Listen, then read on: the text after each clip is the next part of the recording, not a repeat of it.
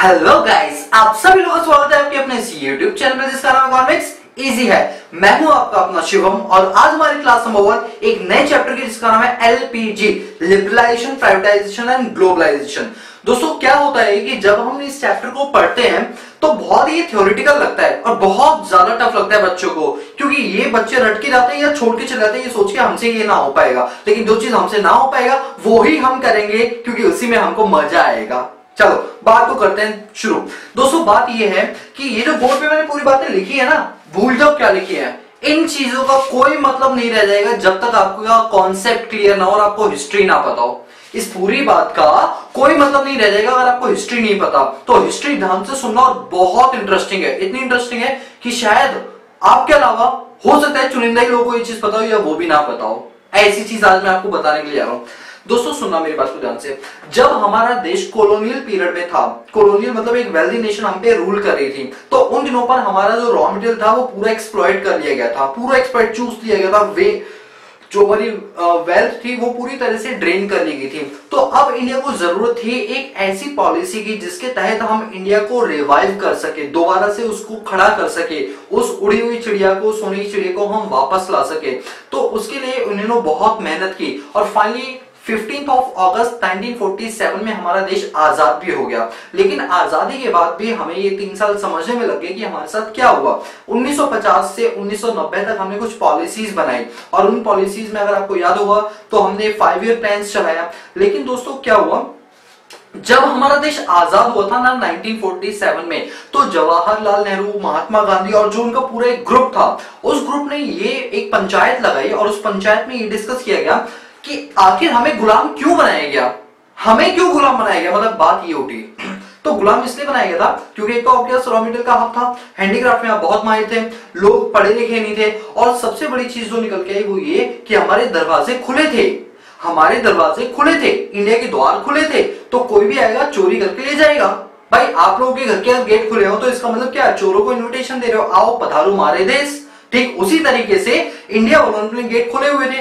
तब कौन सी company India में आई, ईस्ट इंडिया कंपनी। और बाद में जब वो चली गई तो इंग्लैंड हमें क्या कर रहा था, डायरेक्टली ब्रिटेन की पार्लियामेंट से हमें रूल किया जा रहा था। तो कुल मिला के जो दरवाजे थे ना इंडिया के ग्लोबली रूप में वो खुले हुए थे, कोई भी आया हम पे रूल करके चला गया। बात समझ लो। तो देखा गया, पंडित जवाहरलाल नेहरू ने देखा जो दरवाजे हैं ना खुले हुए हैं, इनको बंद कर दो, खुले दरवाजे बंद कर दो, खुला दरवाजा बंद कर दो। इसका मतलब ये हुआ अपनी ओपन इकोनॉमी को क्लोज्ड इकोनॉमी बना दो। मेरी बात को ध्यान सुनो, मैं कोई कहानी नहीं सुना रहा, मैं कहानी के पीछे लॉजिक बता रहा हूं आपको। खुला दरवाजा बंद कर दो, अपनी इकोनॉमी को क्लोज्ड इकोनॉमी बना दो। अब ना तो इंडिया का बंदा कोई बाहर जाके व्यापार करेगा और ना बाहर का कोई बंदा इंडिया के व्यापार करेगा। अपने आप में सीमित रहो और कोशिश करो सेल्फ सफिशिएंट बनो, सेल्फ इंडिपेंडेंट बनो, किसी पर डिपेंडेंट की जरूरत ना पड़े। जो भी है सब अपने देश में है, बाहर किसी की हमें जरूरत नहीं है। दोस्तों बोलने में और सुनने में ये चीज बहुत अच्छी लगती है, सेल्फ डिपेंडेंट, लेकिन क्या आपको लगता है लाइफ में कोई भी सक्सेस पाने के लिए आपको सेल्फ डिपेंडेंट ही सारे काम कर पाओगे? नहीं, हमें हर इंसान की हेल्प लेनी पड़ती है। आज अगर आप 12th में 90% मार्क्स गेट भी कर लेते हो तो इसका ये मतलब नहीं सिर्फ आपकी मेहनत है, इसमें आपकी मम्मी की मेहनत है जो सुबह सुबह आपके लिए खाना बना के आपको लंच देके स्कूल भेज रही है, पापा की मेहनत है जो आपको सुबह स्कूल भेजने जा रही है, आपकी ट्यूशन फीस, स्कूल फीस दे रहे हैं, टीचरों की मेहनत है जो आपके ऊपर लगा रहे हैं, आपको पढ़ाने में कर रहे हैं, और उस रिक्शे वाले की, जिस रिक्शे से आप जाते हो, वैन में जाते हो, उस वैन वाले की, मतलब आपके 90% आपके नहीं है बल्कि उन सभी लोगों के कंट्रीब्यूशन, एक मेहनत है। बात समझ लो। ठीक उसी तरीके से इंडिया में देखा गया कि अब हमें इंडिपेंडेंट बनना है, हमें किसी की जरूरत नहीं, हम खुद बनेंगे। अब आप बताओ खुद 90% मार्क्स ला पाओगे? नहीं। जब हम एक सिंगल पर्सन अपनी सक्सेस के लिए 10 लोगों की हेल्प लेते हैं तो क्या इंडिया अपनी सक्सेस, अपनी ग्रोथ रेट के लिए किसी की हेल्प ना ले? लेकिन उन दिनों उन लोगों को समझ नहीं है, उन्हें लगा कि नहीं भैया सबसे बढ़िया तरीका यह है कि हम खुद सब कर लेंगे। आप खुद 90% मार्क्स लो, बिना पढ़े, बिना स्कूल जाए, बिना पापा की ट्यूशन फीस दी, बिना स्कूल फीस दी, कर लोगे? नहीं ना।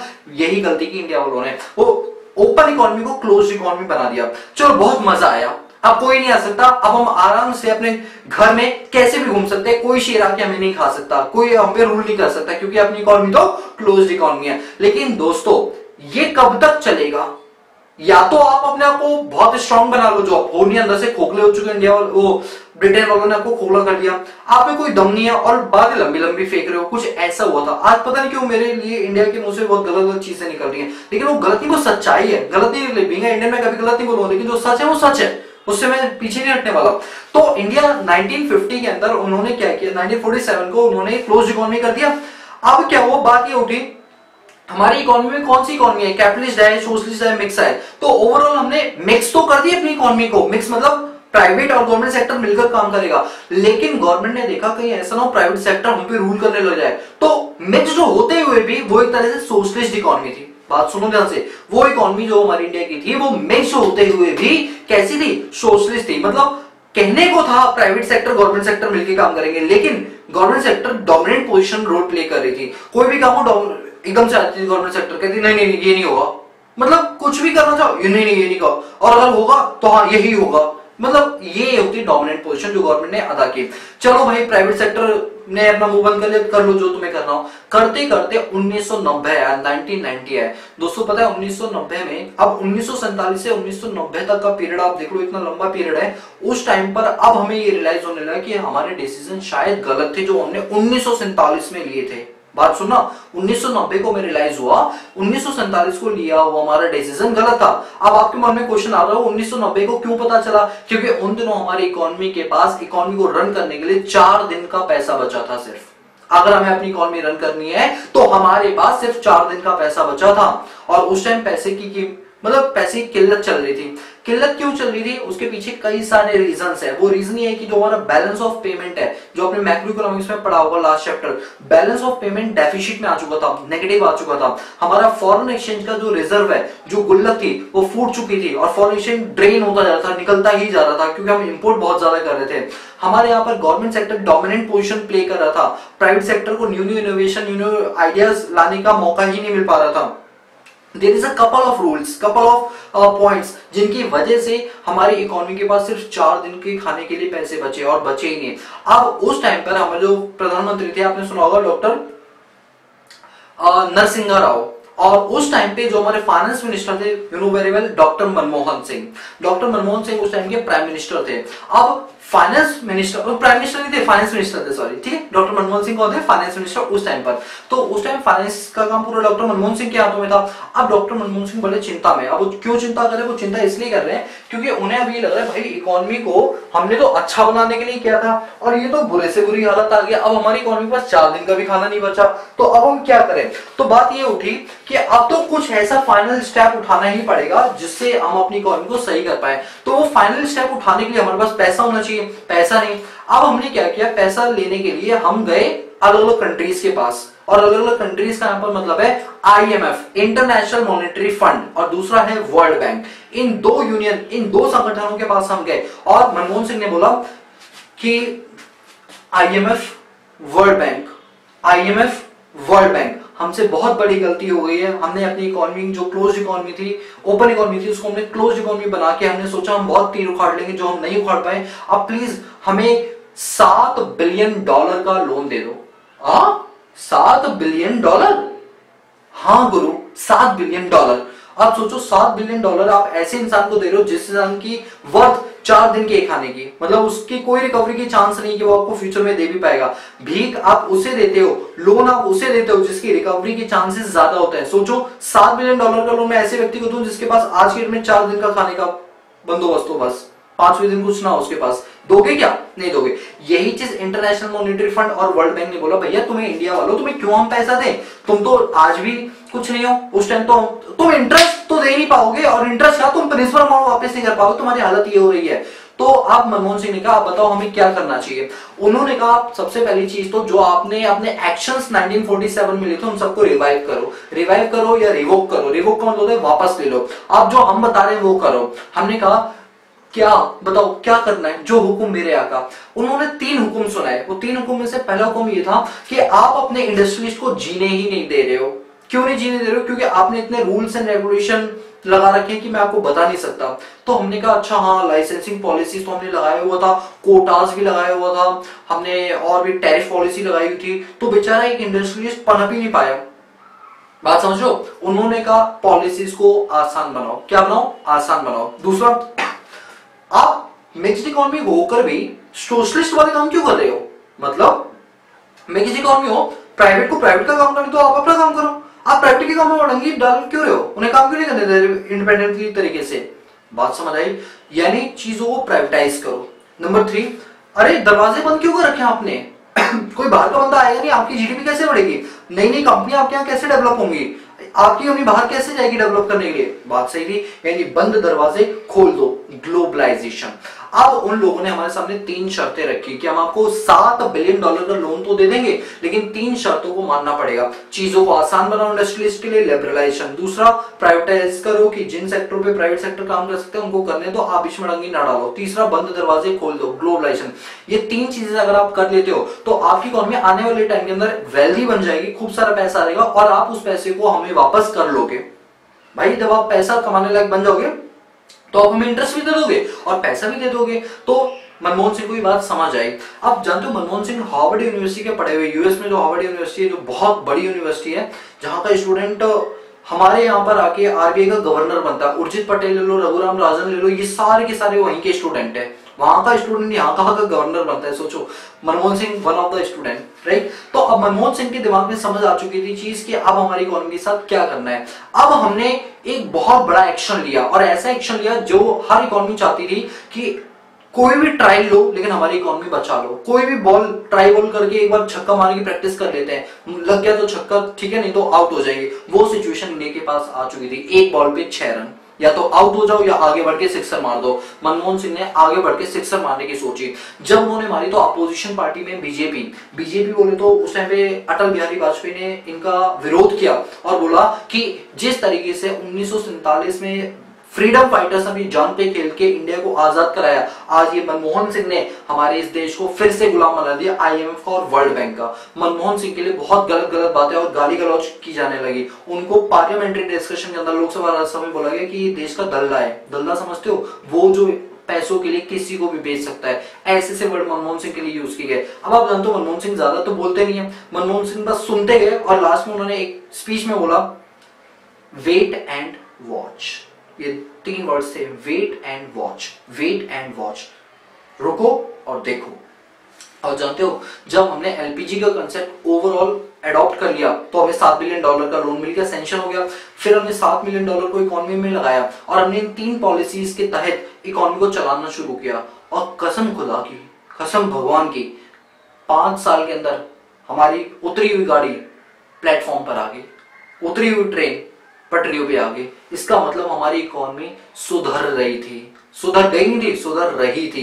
नजर आ रहे थे आउटपुट हमें। और जानते हो विद इन 5 ईयर हमने इंटरनेशनल मॉनेटरी फंड और वर्ल्ड बैंक से लिया हुआ $7 बिलियन का लोन विद इंटरेस्ट के साथ चुका दिया विद इन 5 ईयर्स। और मनमोहन सिंह ने बोला था वेट एंड वॉच, और उन्होंने वो करके दिखाया। मनमोहन सिंह अच्छे प्राइम मिनिस्टर नहीं थे बट अच्छे फाइनेंस मिनिस्टर थे। ये मेरा पर्सनली है, मैं कोई कांग्रेस पार्टी बीजेपी पार्टी से नहीं हूं, किसी पार्टी से नहीं हूं, मैं सिर्फ इकोनॉमिक्स और एक जनता की नजरों से हूं सिर्फ, और कुछ नहीं। मुझे ऐसा लगता है कि मनमोहन सिंह, और मुझे क्या वर्ल्ड को भी पता है कि मनमोहन सिंह इंडिया के बेस्ट फाइनेंस मिनिस्टर रह चुके हैं, बेस्ट फाइनेंस मिनिस्टर, क्योंकि उन्होंने बहुत सारी चीजें सोची है हमारी इकोनॉमी के लिए जो किसी ने आज तक नहीं सोच पाई। सो गाइस, अब आपको ये पूरी कहानी समझ आई है एलपीजी की। अब ये एक बेस बन गया। अगर ये कहानी आपको समझ आ गई ना और याद रख लिया आपने, तो ये चैप्टर आपकी ग्रिप में आ चुका है। मैं आपको हिस्ट्री समझा चुका हूं 14 मिनट लगा के। आप देखना ये 5 मिनट में पूरा कंप्लीट हो जाएगा। ये पूरा ब्लैक व्हाइट बोर्ड जो है 5 मिनट के अंदर पूरा कंप्लीट। देखो कैसे, आओ चलो। Since independence, India followed the mixed economic system, but in reality, the public sector dominate the control and regulate our Indian economy. इसका मतलब क्या है कि उन दिनों पर देश आजाद हो चुका था और मिक्स्ड इकोनॉमी के कॉन्सेप्ट में भी आ चुका था, लेकिन फिर भी government sector dominant position role play कर रही थी और प्राइवेट सेक्टर को काम नहीं करने दे रही थी। समझ आए? अब हमारी इकोनॉमिक रिफॉर्म की जरूरत क्यों पड़ी? उस टाइम पे 1990 में एक नया चलन क्यों चला? जैसे 1947 से 1990 तक का पीरियड एक पीरियड होता है और 1991 से आगे तक का पीरियड एक पीरियड होता है। तो ऐसा क्यों इकोनॉमिक रिफॉर्म लाने की जरूरत क्यों पड़ी? पहला reason, poor performance of public sector. Government sector कहने को तो आगे थे कि हाँ हम काम करेंगे, लेकिन काम कर नहीं पा रही थी। उनका मैनेजमेंट अच्छा नहीं था, उनकी स्किल अच्छी नहीं थी जो प्राइवेट लोगों के पास थी, लेकिन उन्हें काम नहीं करने दिया जाता था। दूसरा, डेफिसिट इन बीओपी का अलावा बैलेंस ऑफ पेमेंट। नोट्स में लिख लो आप लोग जो लिख रहे हो, बैलेंस ऑफ पेमेंट। उस टाइम पर जो हमारा बैलेंस ऑफ पेमेंट है वो क्या हो गया ना, डेफिसिट, नेगेटिव में आ गया था। Number 3, inflationary pressure. चीजें बहुत ज्यादा महंगी हो चुकी थी, इन्फ्लेशन, महंगाई बढ़ चुकी थी, लोगों की इनकम कैपेसिटी कम थी, लेकिन महंगाई इतनी सर पे आसमान पे छू चुकी थी कि एक आम इंसान का वो चीज खरीद पाना मुश्किल हो रहा था। Number 4, fall in foreign exchange reserve, जो गुल्लक थी जिसमें हमारे डॉलर्स पड़े हुए थे वो दिन पर दिन कम होते जा रहे थे क्योंकि हमें बाहर से माल इंपोर्ट करना पड़ रहा था ज्यादा।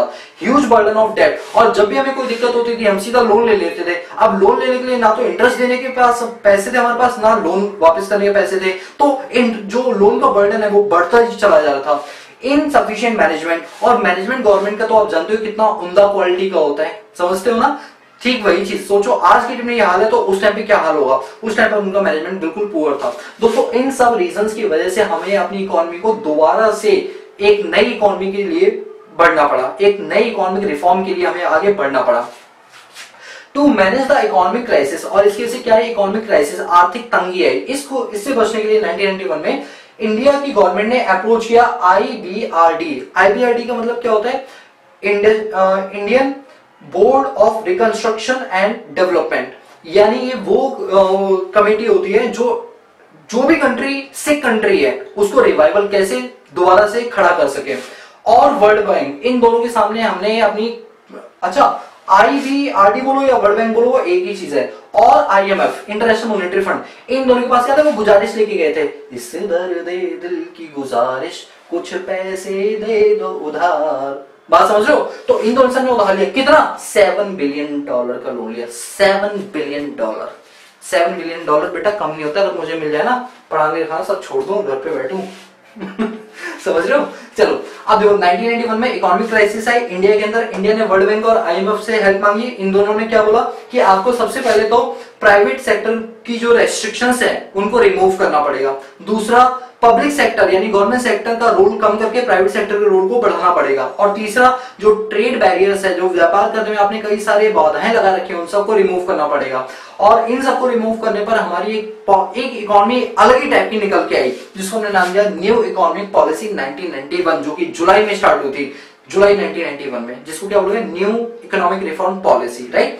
अब इसके अंदर हमने दो टाइप के प्लान बनाए, short term long term. Short term long term, short term के अंदर हमें स्टेबलाइजेशन, खड़ा रहना था, नीचे नहीं गिरना था, खड़ा रहना था जहां भी है। स्टेबलाइजेशन में क्या बोला कि हम कंट्रोल करेंगे जो बीओपी की वीकनेस है, क्यों हम आखिर डेफिसिट में आ रहा है बीओपी। दूसरा, फॉरेन एक्सचेंज रिजर्व को बचाएंगे। तीसरा, इन्फ्लेशन को कंट्रोल करेंगे, महंगाई ज्यादा नहीं बढ़ने देंगे, कम से कम करेंगे। ये था हमारा शॉर्ट टर्म गोल, स्टेबलाइजेशन, जिससे हम खड़े रह सके।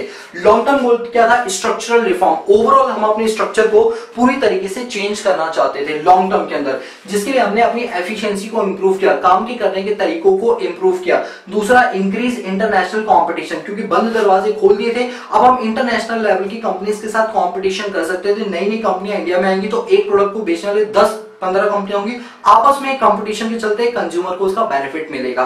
तो ये थे हमारे लॉन्ग टर्म विजन, जिससे हम अपना स्ट्रक्चर को डेवलप कर पाए। तो न्यू इकोनॉमिक रिफॉर्म पॉलिसी के शॉर्ट टर्म में स्टेबलाइजेशन चाहते थे और लॉन्ग टर्म में स्ट्रक्चरल रिफॉर्म चाहते थे, इस तरीके से। और इसी तरीके से हमारी क्या बनी, न्यू इकोनॉमिक पॉलिसी बनी 1991 में, जिसके तहत हमने 3 एग्रीमेंट पे साइन किया। मनमोहन सिंह ने 3 एग्रीमेंट पे साइन किया। LPG गैस नहीं, लिक्विड पेट्रोलियम गैस नहीं है, लिबरलाइजेशन, प्राइवेटाइजेशन और ग्लोबलाइजेशन। क्या, लिबरलाइजेशन, प्राइवेटाइजेशन और globalisation. So I hope guys कि आपको ये पूरा कॉन्सेप्ट देखो 5 मिनट में समझ आ गया, क्योंकि आपने कहानी अच्छे से समझ लिया। और ये स्टोरी आप कहीं लिख लो, कुछ भी कर लो, इसको हमेशा याद रखना, पूरा चैप्टर आपकी ग्रिप है, पूरा चैप्टर, ठीक है दोस्तों। सो गाइस आज की वीडियो लेक्चर के इतना। अगर आपको वीडियो पसंद है तो चैनल को लाइक शेयर सब्सक्राइब करना मत भूलना।